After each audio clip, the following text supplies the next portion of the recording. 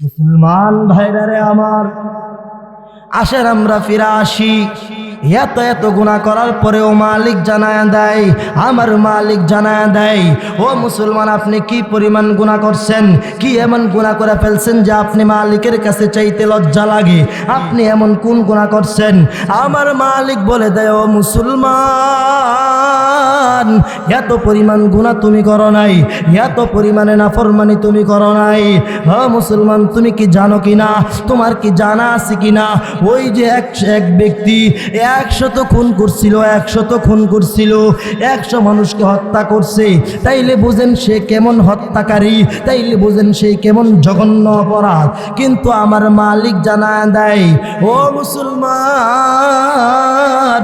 100 খুন করার পরেও আমি মালিকের কাছে এত কোনো অপরাধ মনে হয় নাই। ঘটনাটা আপনারে শোনায় দেই, আপনাদেরকে ঘটনাটা শোনায় দেই, গভীর মনোযোগ লাগান, গভীর মনোযোগ দিয়া শুনেন। এক ব্যক্তি 101 ব্যক্তি 99 মানুষকে খুন করছে, 99টা মানুষকে হত্যা করছে। 99টা মানুষকে হত্যা করার ফলে তার হৃদয়ে চিন্তা আসছে, তার হৃদয়ে চিন্তা আসছে, হায় হায় কি করে ফেললাম, কি করে ফেললাম, আমি মালিকের কাছে গিয়ে আর কি জবাব দিব, মালিকের কাছে যায় আমি মালিকের কাছে কি বলবো, এত পরিমাণে গুনাহ করে ফেললাম, এত পরিমাণে নাফরমানি করলাম, এত পরিমাণে অন্যায় করলাম, 99টা মানুষকে খুন করে ফেললাম। তখন তার মনে একটা পেরেশানি উঠলো, একটা চিন্তা আসলো, একটা পেরেশানি আসলো, না না, আমার তো মালিকের কাছে যাইতে হবে, আমার তো কবরের দিকে যাইতে হবে, আমার তো আল্লাহর সামনে দাঁড়াতে হবে। একটা চিন্তা শুরু হয়ে গেল। এই চিন্তা সে একটা সমাজের একটা আবেদের কাছে গেল। আবেদ যে বড় শরীয়তের কোনো আলেম না, একটা আবেদ মানে ইবাদতকারী, ওই আবেদকে গিয়া জানায় দিল, ও আবেদ, আমি তো 99টা হত্যা করে ফেললাম, 99টা খুন করে ফেললাম, এখন কি আমার মালিক আমারে মাফ করবো কিনা, এখন কি আমার মালিক আমারে ক্ষমা করবো কিনা? আবেদ তো সে আল্লাহর ধ্যানে আছে, সে বলতেছে, ও যুবক, তুমি 99টা খুন করছো, মালিক তোমারে মাফ করবে না। কেমনে তোমারে মালিক মাফ করবে? 99টা খুন করলে মানুষকে আল্লাহ মাফ করে কিনা? সে বলতেছি, কেমনে আল্লাহ তোমারে মাফ করবে? এত পরিমাণ খুন করে ফেললা, এত পরিমাণে অন্যায় করে ফেললা, আমার দ্বারা সম্ভব না তোমারে এই কথা বলা যে মালিক তোমারে মাফ করে দিব। যুবক এমনি তো মাথা গরম, এমনি তো ভিতরে টেনশন, এমনি তো পেরেশান হয়ে গেল, হায় হায় কি করে ফেললাম, 99টা খুন করে ফেললাম, এখন যদি মালিক ক্ষমা না করে তাইলে কোথায় যাব, কোন রাস্তায় যাব? একটা পেরেশানি ঢুকে গেল, পেরেশানি ঢুকে গেল। সে দৌড়া গেল, সে বলল, না না না, যেহেতু তুমি বলছো 99টা খুন কইরা মাফ পাওয়া যায় না, ও আবেদ, আমি তোমারে জানায় দেই, আমি তোমারেও এই দুনিয়াতে রাখতাম না, তোমারে খুন কইরা 100 করতে চাই। ও যুবক মুসলমান ভাইরা, গভীর মনোযোগ দিয়া শোনেন রে ভাই, ওই 199 হত্যাকারী, ওই 100 জনের মাথায় ওই আবেদকে বললেন, তোমারেও এই দুনিয়াতে রাখতাম না। তখন সাথে সাথে ওই আবেদকেও সেই হত্যা করে ফেললো, ওই আবেদকেও জানায় দিল, তোমারেও দুনিয়াতে শেষ করে দিলাম। কিন্তু পরে আবার মনে ব্যথা, মনে ব্যথা, মনে একটা যন্ত্রণা, হায় হায়, একের পর 100 পূরণ করে ফেললাম, 100 মানুষকে হত্যা করে ফেললাম, 100 মানুষকে খুন করে ফেললাম। যদিও খুন করছি কিন্তু মনে তো ব্যথা, মনে তো একটা চিন্তা, মনে তো একটা পেরেশানি, হায় হায় মালিক আমারে মাফ করবো কিনা? দিছে দৌড়, এক দৌড়ে গিয়া এক আলেমের কাছে বলছে, ওই আলেম রে যায় জেগাইছে, ও আলেম, আমার মালিক আমারে মাফ করবো কিনা? বলে, তুমি কি অপরাধ করছো, কি অপরাধ করছো আমারে জানায় দাও। ওই যুবক কান্না কণ্ঠে সুরে, কান্না সুরে বলতেছে, ও আলেম, 100 খুন করে ফেললাম, এত পরিমাণে খুন করছি, তাইলে আল্লাহ আমারে মাফ করবো কিনা? ওই আলেম জানায় দেয়, ও যুবক তুমি হতাশ হয়েও না, ও যুবক তুমি পেরেশান হয়েও না, ও যুবক তোমার ভিতরে টেনশন করার কোনো কারণ নাই, আমার মালিকের কাছে তওবা করো, আমার মালিকের কাছে যাও।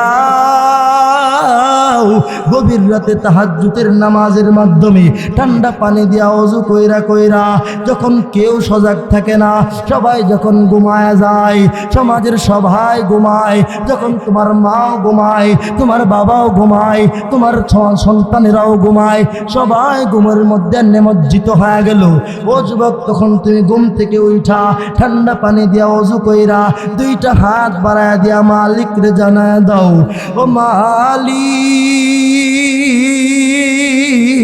দুনিয়াতে আমার চাইতে বড় অপরাধী কেউ নাই, এই দুনিয়াতে আমার চাইতে বড় নাফরমান কেউ নাই, এই দুনিয়াতে আমার চাইতে বড় মাসিয়াত করনেওয়ালা কেউ নাই। ও আল্লাহ, আপনি ছাড়া আমার কেউ নাই। ও আল্লাহ, আপনি ছাড়া কোনো মালিকও তো আমার নাই। ও আল্লাহ, আপনি ছাড়া তো কোনো খালেকও আমার নাই। ও আল্লাহ, আপনি ছাড়া তো কোনো রাজেকও আমার নাই।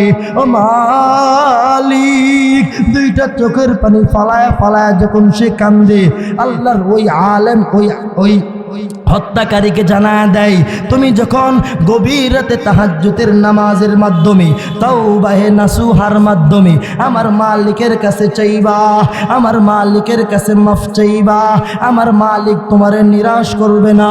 আমার মালিক জানায় দেয়, লা তাকনাতু মির রাহমাতিল্লাহ। আমার মালিক জানায় দেয়, ও মুসলমান ভাইরা আমার, ও যুবক ভাইরা আমার মালিক বলে, তোমরা কেউ আল্লাহর রহমত থেকে নারাজ, আল্লাহর রহমত থেকে নিরাশ হয়ো না। আল্লাহর রহমত তোমার জন্য আছে। যখন যুবক আল্লাহরে কেমন জানি আল্লাহরে জিগায়, ও মালিক, আপনার রহম আমার জন্য কতটুকু আছে, আল্লাহ আবার জানায় দেয়, মা লাম ইউগাজ্জিজ, যতক্ষণ পর্যন্ত কণ্ঠনালীতে তোমার প্রাণ আছে, যতক্ষণ পর্যন্ত তোমার হায়াত আছে, যতক্ষণ পর্যন্ত তোমার এই জিন্দেগিটা আছে, আমি মালিকের রহমত তোমার উপরে আছে। ওই আলেম যখন তাকে জানায় দিল, যুবক বড় শান্তি পাইয়া গেল। যুবকরে বলল, ওই যুবকরে আলেম পরামর্শ দিয়া বলল, ওই যুবক, তুমি তো অনেক বড় একটা অন্যায় করে ফেলছ, অনেক বড় একটা অন্যায় করে ফেলছ।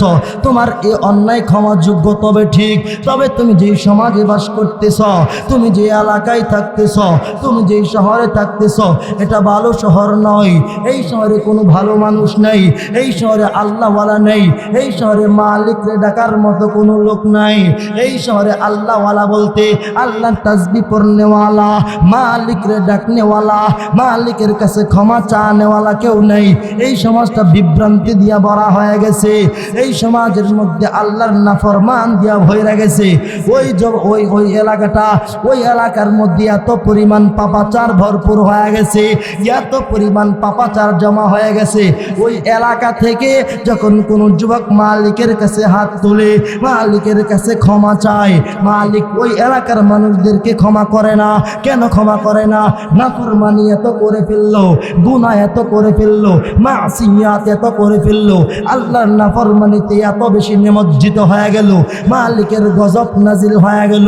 ওই আলেম ওই হত্যাকারীকে জানায় দেয়, যদি তুমি মালিকের কাছে তওবা করতে চাও, যদি তুমি মালিকের কাছে মাফ নিতে চাও, যদি তুমি আমার মালিকের কাছ থেকে ক্ষমা নিতে চাও, তাইলে তোমার জন্য শর্ত একটা।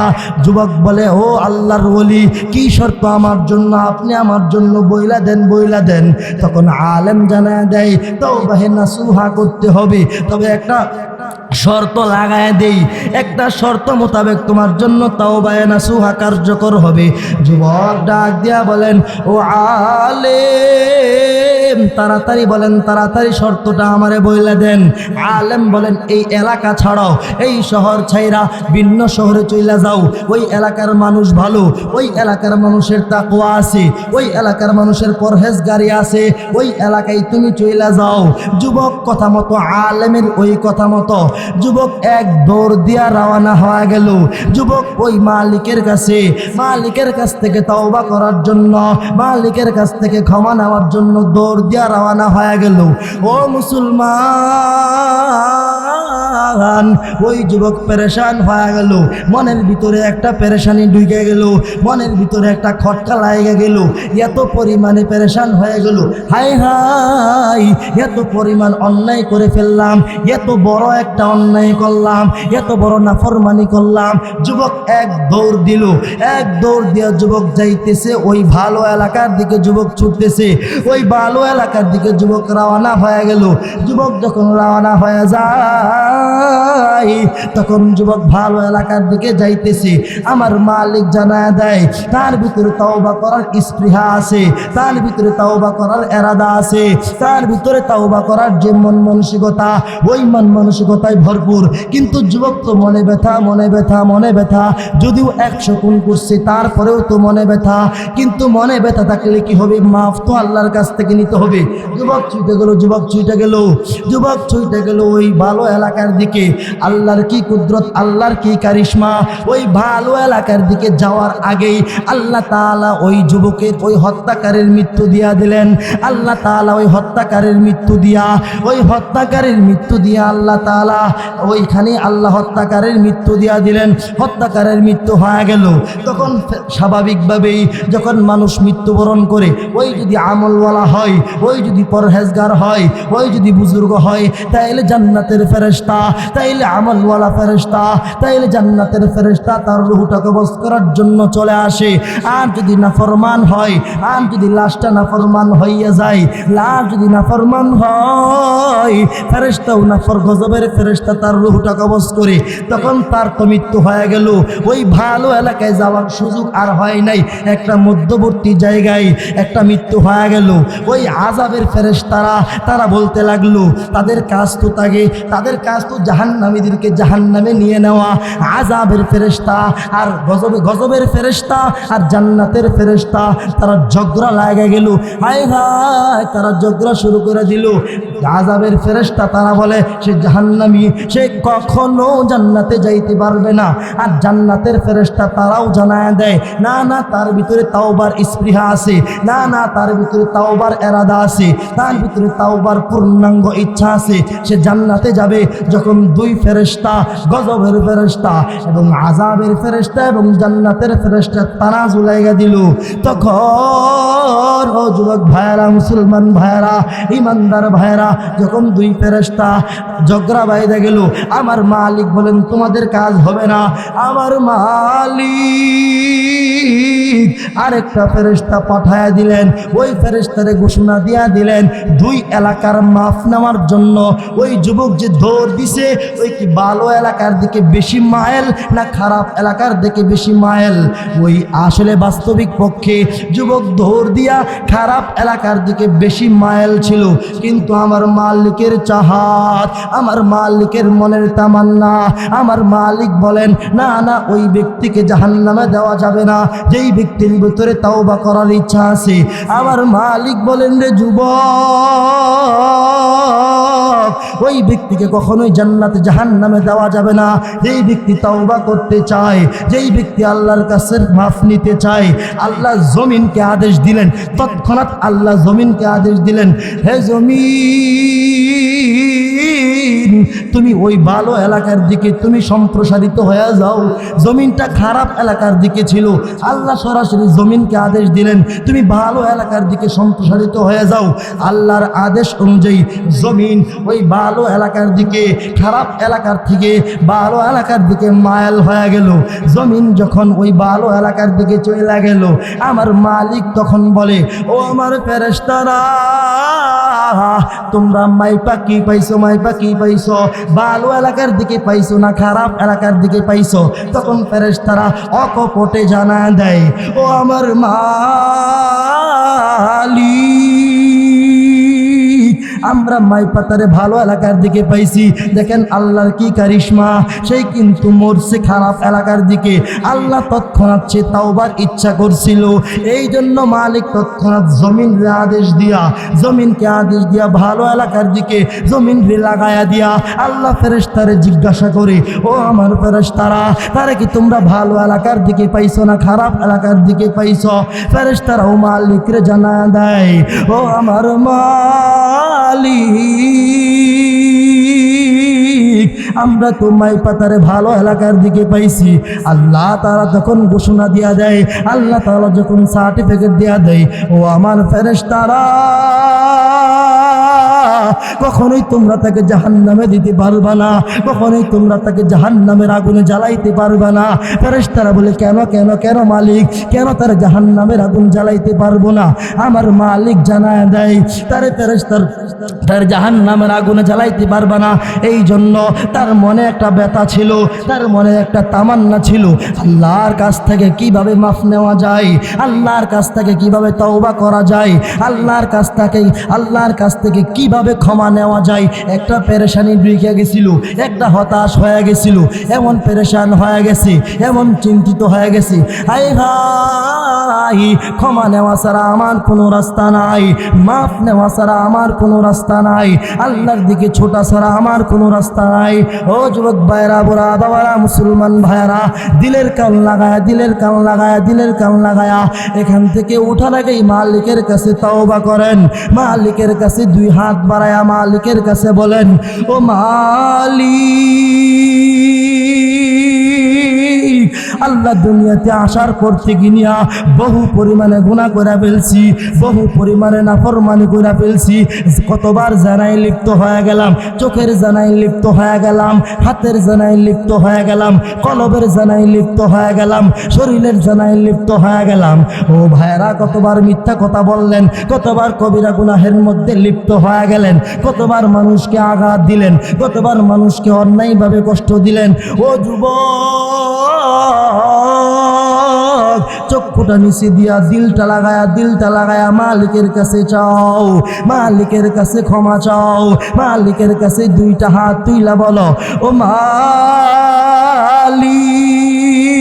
রব্বির হামহুমা কামা রব্বায়ানি সগীরা ওয়া কুর রব্বির হামহুমা কামা রব্বায়ানি সগীরা।